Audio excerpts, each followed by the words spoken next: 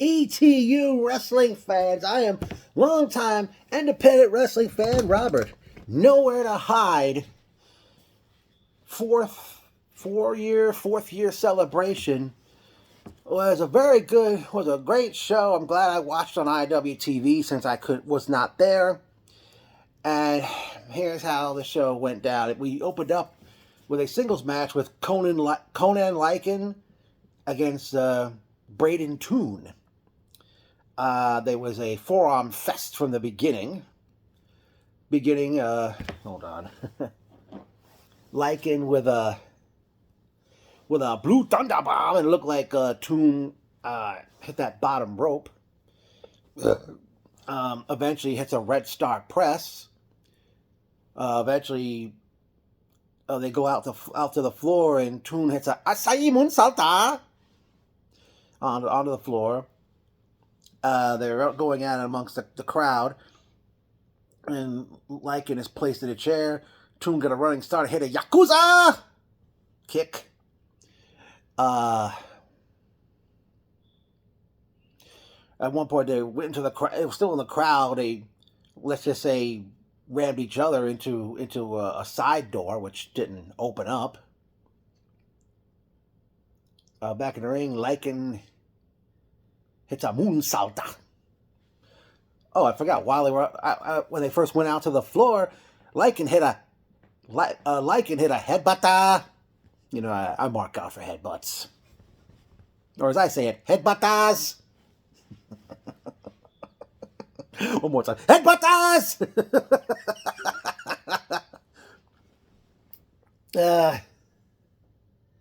Back in the ring, Toon eventually hits a destroyer. When I saw him do the move, I thought it was I actually referred to it as the Code Red, but it's actually the Canadian Destroyer that Petey Williams is known for. And then Toon hits a second rope moonsault. Lycan hit, eventually they were like battling on the top rope. In the corner, Lycan got him up to fireman's carry. The commentator said it was a Death Valley driver. It looked like a Samoan drop to me. Toon eventually hits a Enzigiri. Every time years ago, when I heard someone say Enzigiri, I thought they said instant spaghetti. Toon hits a Red Star press. They have another slugfest. They traded Yakuza kicks. Toon eventually managed to pin Conan Lycan with a schoolboy of all moves at 8 minutes 50 seconds. Up next was tag team match, as we saw the combination of Ricky Price and Junie Underwood smash and burn to battle with Aaron Ortiz and Anthony Vecchio, the Shooter Boys. Unless I'm mistaken, this was the Shooter Boys' ETU debut. They are the current Creative Pro Wrestling Tag Team Champions out in Long Island. Just as before the bell rang, the Shooter Boys were taunting this elderly woman who has frequented many indie feds shows at the Mecca. And at one point, I forgot who it was. It was Junie Underwood or Ricky Price. One of them stepped out of the ring and gave that elderly woman a hug. Smash and Burn had an early advantage. The Shooters took over, and Junie was in peril. You know, for those who don't know, when they say one half of a face tag team is in peril, that's where one half of the face tag teams takes a lot of punishment from the heels until they get that hot tag. And Price gets a hot tag. Eventually, Price hits Ortiz with the sliced bread number 2. And I forgot exactly how. It was just, the action is way too quick. When I'm watching on a streaming service or watching a full-fledged show on YouTube. But Ortiz, he pins Price with his foot on the rope at 8 minutes 16 seconds. The Shooter Boys defeat Smash and Burn.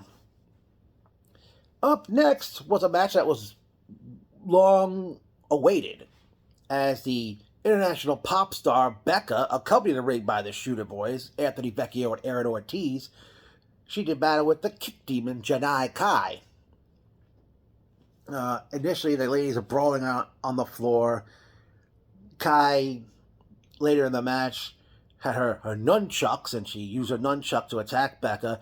Becca had her own nunchucks that looked like microphones at the end of them. Eventually, Becca brought a trash can lid into play. She suplexed the Kai on the lid, on the trash can lid. Puts a trash can over Kai's head and hits a running drop kick while Kai was still wearing the trash can. I think Becca tried to do something to Kai in the corner with the trash can up against Kai's upper body. Kai threw the trash can at Becca.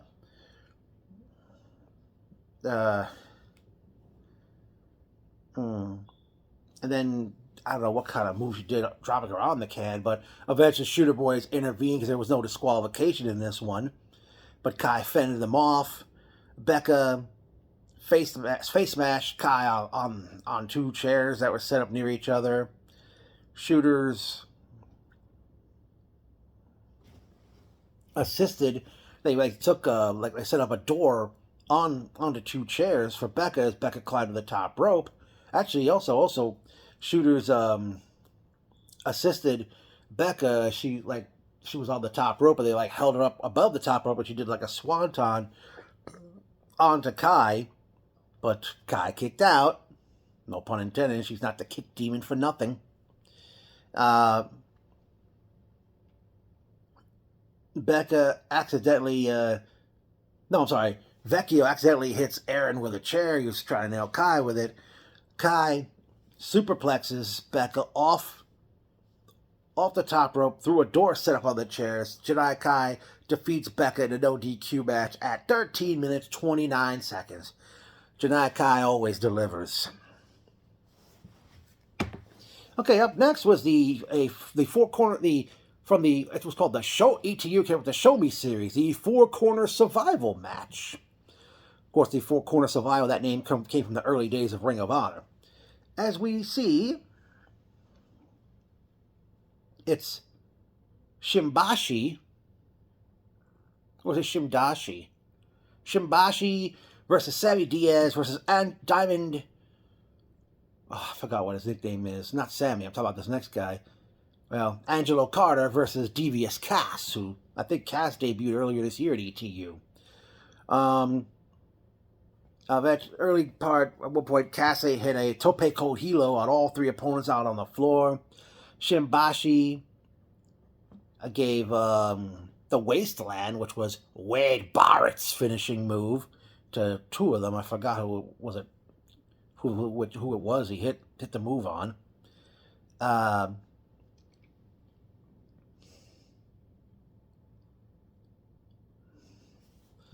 He also hits a...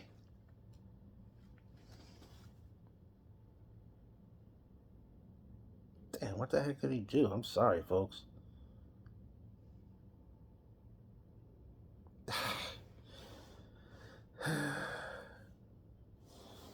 Oh, well. Oh, actually, it was, Cass hit a top rope elbow. No, I'm sorry, not Cass. It was Shimbashi, who kept yelling his name. And even the crowd at one point kept going, Shimbashi, with every move he was making. Couldn't help but think of the late Balls Mahoney when the fans used to chant balls with every move he made. Shimbashi hit a top rope elbow on Cass. Diaz hit a last ride powerbomb on Carter. Cass hit a Spanish fly on Diaz off the top rope. Diaz and Carter have themselves a chop fest. Diaz gives Carter the poison Rana, which I call the rewind Rana, the backwards Hurricane Rana, for those who don't know. And then Carter Diaz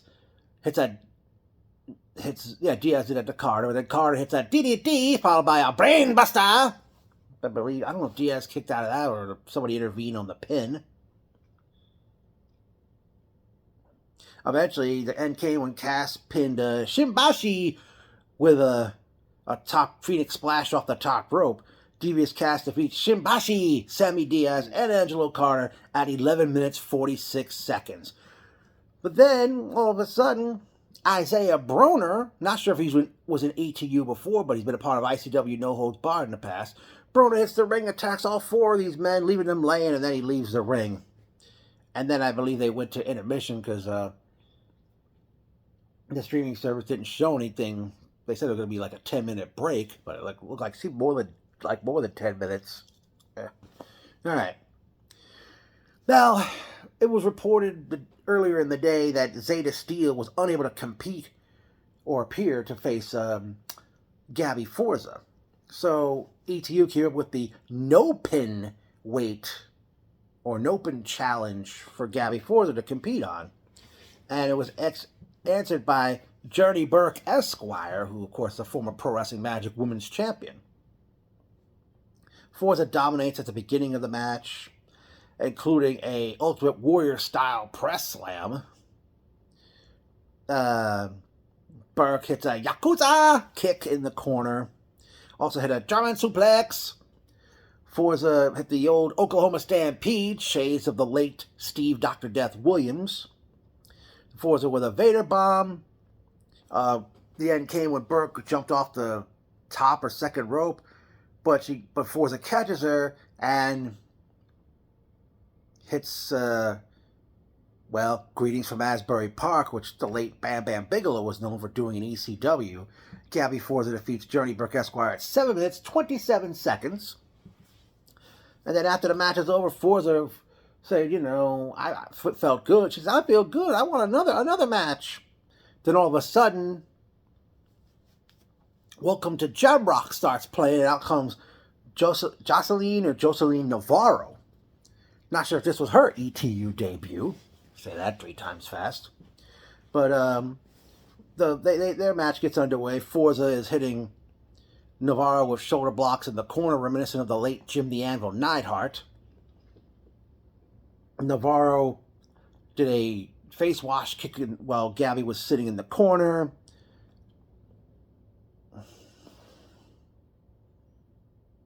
Navarro missed a leg drop in the ring. Forza, while Navarro was still down, Forza nailed her with a seated gladiator. Then they have a slugfest with the ladies. Then they double clothesline each other. Now, I can't remember every bit and piece of these matches, folks. I'm just, what really stood out with the moves and such. Can't keep track of everything, folks. Okay. Forza hit a power slam as Navarro was running at her. Navarro hits a code breaker.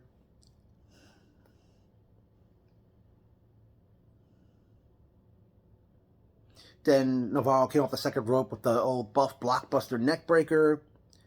Forza eventually hits the spear. Gabby Forza defeats Jocelyn Navarro at 6 minutes, 24 seconds. Okay, up next was a grudge match pitting 2 monstrous men, as we saw. Don't get that.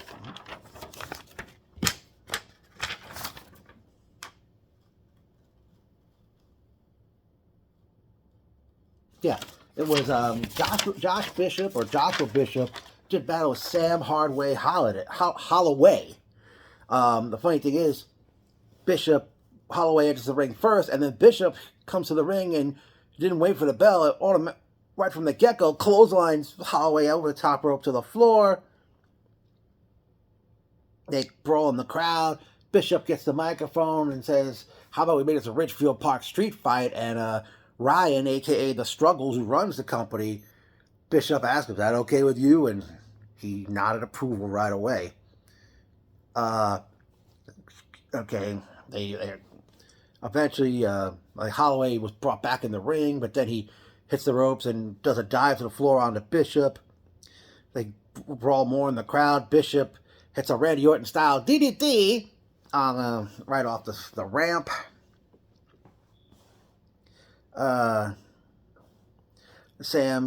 Holloway brought a trash can into play and hit a elbow. Elbow from. We did an elbow drop from over the apron onto the trash can on Bishop. Yeah, Bishop eventually recovers with a superplex. Hits a black hole slam. I mark out for that move. Abyss was a great big man in the ring.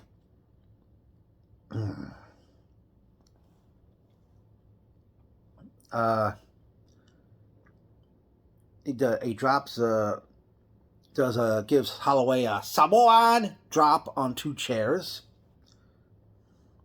Holloway with a chair shot to the head, and then a double under suplex onto that same chair that was set in the corner.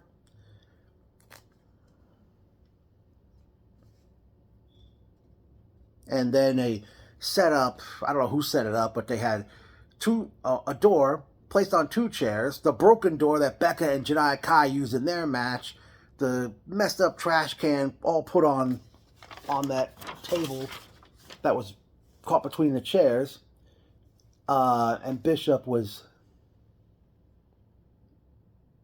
Wait, hold on. Did I mistake something here? Hold on, let's see here. Yeah, actually was... Somebody took a choke slam on the trash can that was on the chair, set up on between the chairs.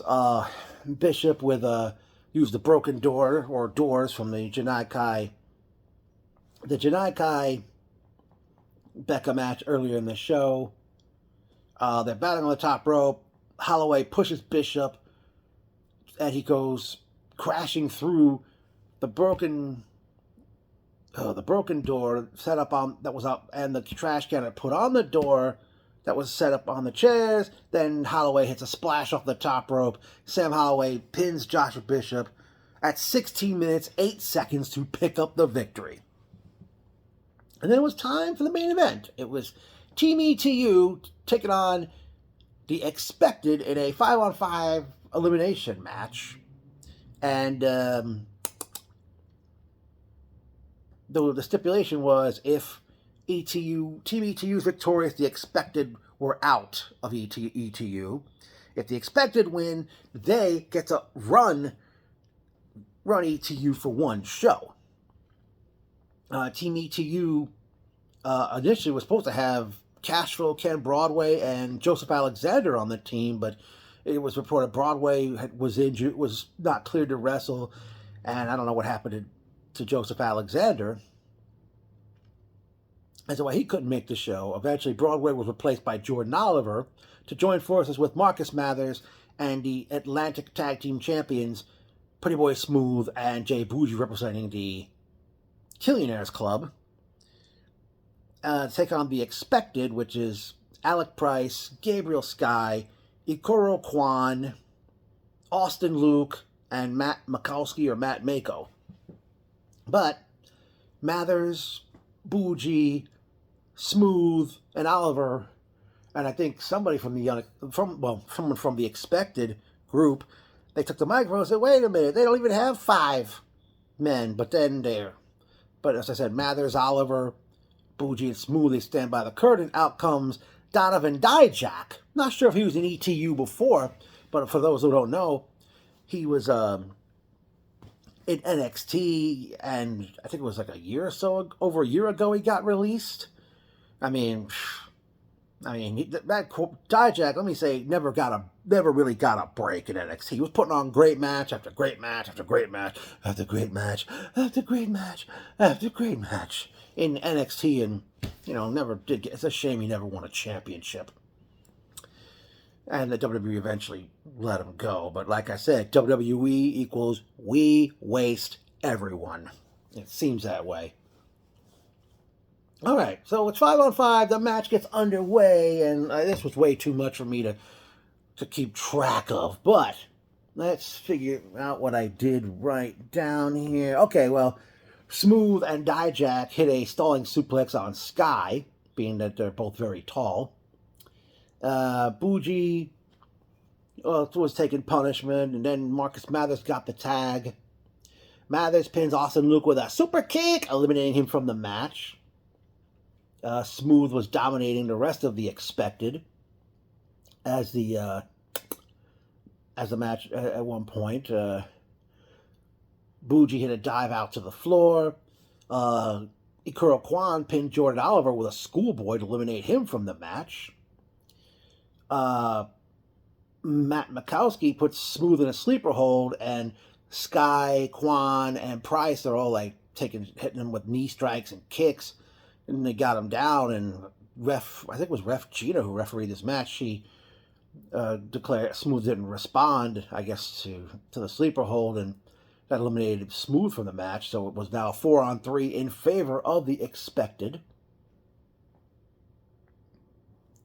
Then Dijak pins Mikowski with Feast Your Eyes. I forgot the proper name of that move. Now make it 3-on-3. Quan spit mist in green mist in Dijak's face when he tried to give Feast Your Eyes to Quan. And I don't know if it was Sky or Price hit like a running knee or running kick on him. And Quan pinned Dijak to eliminate him from the match.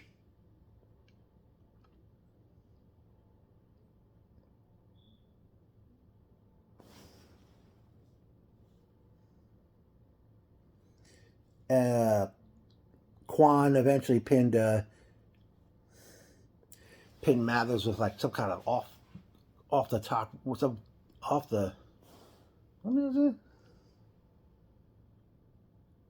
Some kind of kick. He pinned Mathers, and Jay Buju was left alone to face three men, and it was way too much. They were really doing a number on Buji.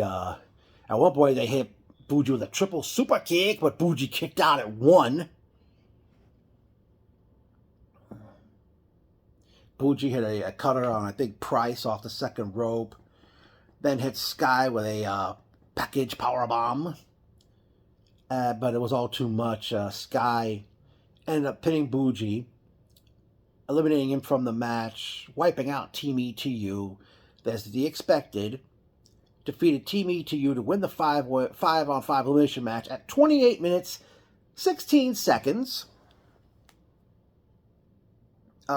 Officially, the survivors of the match were, even though it wasn't billed as a Survivor Series match, survivors were Alec Price, Gabriel Sky, Eddie Kuro Kwan. Austin Luke and Matt Mikowski eventually came back to the ring to celebrate the victory, and Buji was still down on the mat. They buried him under the Expected flag, and they took the microphone, and I believe Gabriel Sky said February, which I guess will be the next show. But as a result of the pre-match stipulation, the Expected get to run ETU for one show.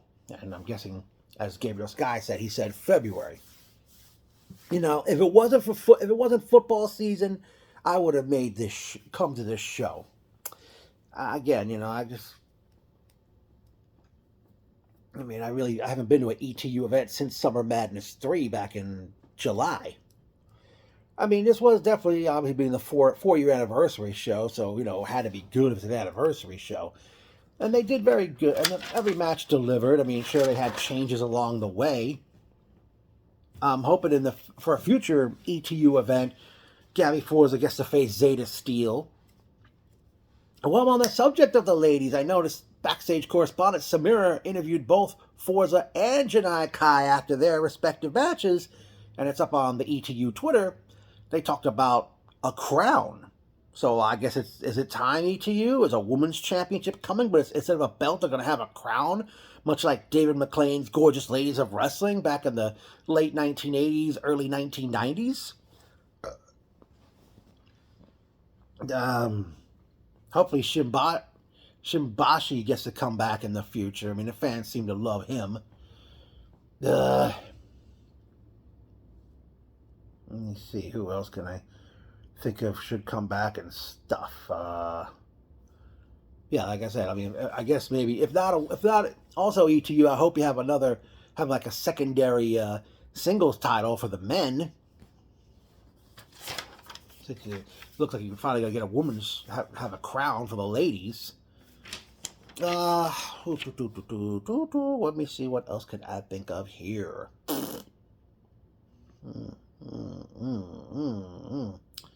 La la la.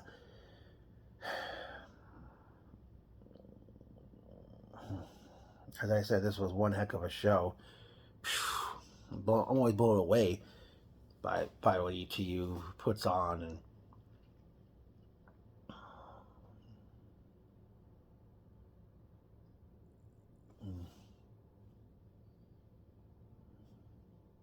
be interesting to see where things go from here with ETU in terms of you know, where does everybody go since the expected are going to be in charge for this for the next show, which Gabriel Scott said in February, but they didn't mention a date.